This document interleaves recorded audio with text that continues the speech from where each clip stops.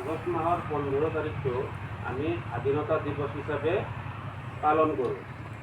আমাৰ দেশখন 200 বছৰমান কাল ইংৰাজসকলে শাসন কৰিছিল।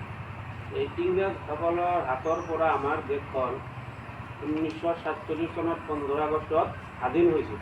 আৰু ইয়াত সকলো আমাৰ দেশৰে সকলো ডাঙৰ ডাঙৰ যিবিলাক মানুহ আছিল, যেনেকুৱা মহাত্মা গান্ধী, জৱাহৰলাল নেহেৰু, তাৰপিছত আছে ক্ষুদিৰাম বসু, তাৰপিছত আছিল নেতাজী সুভাষ চন্দ্ৰ বসু।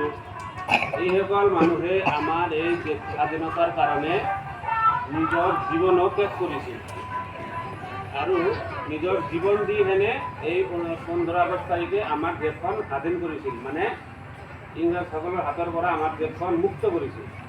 আৰু সেইকাৰণে আমি এই 15 আগষ্ট তাৰিখটো স্বাধীনতা দিৱস হিচাপে পালন কৰি আহি আছোঁ।